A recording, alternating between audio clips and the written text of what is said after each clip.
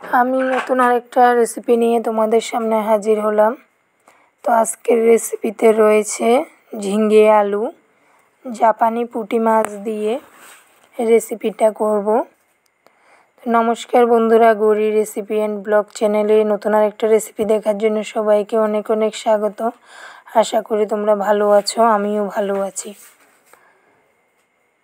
তো পুঁটি মাছগুলো আমি ভেজে নিয়েছি। এখানে দুটো বড় সাইজের পুঁটি মাছ ছিল, তো টুকরো করে কেটে আমি ভেজে রেখে দিয়েছি। আর নিয়েছি লম্বা লম্বা করে কেটে আলু, ঝিঙে ভালোভাবে পরিষ্কার করে কেটে নিয়েছি।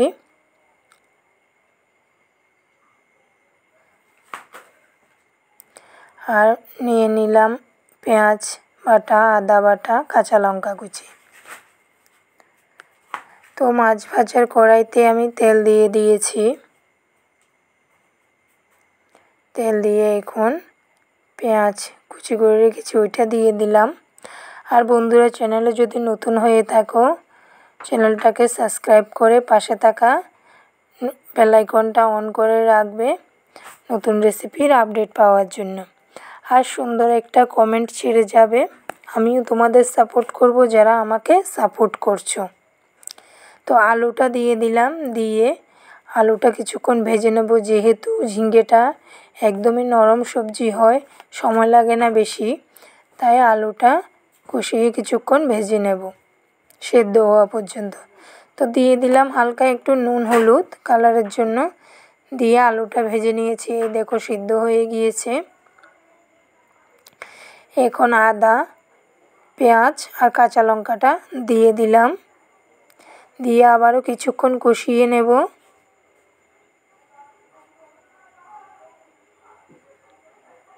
তো এটার কাঁচা গন্ধটা চলে যাওয়ার পর দিয়ে দিলাম ঝিঙে, নেড়ে চেড়ে মিশিয়ে নিলাম।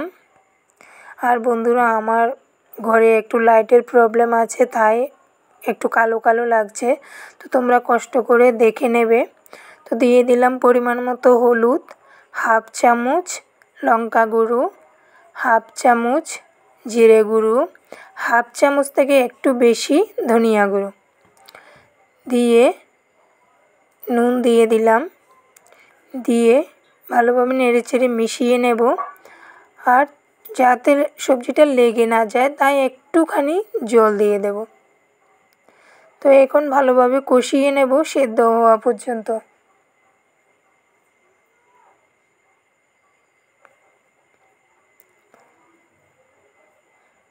তো আমার সবজিটা মোটামুটি কষানো হয়ে গিয়েছে, এখন জল দিয়ে দেব।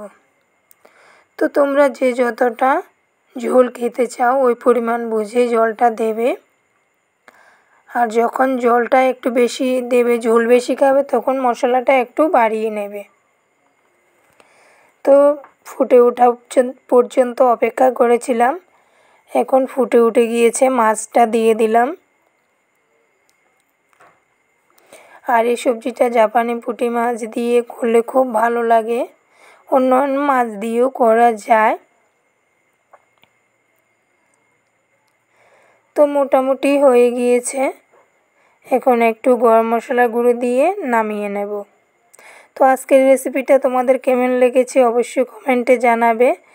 ভালো লাগলে একটা লাইক দেবে আর বন্ধুদের সাথে শেয়ার করবে। সবাই ভালো থাকবে, সুস্থ থাকবে। দেখা হবে নতুন রেসিপিতে। ততক্ষণের জন্য সবাইকে টাটা।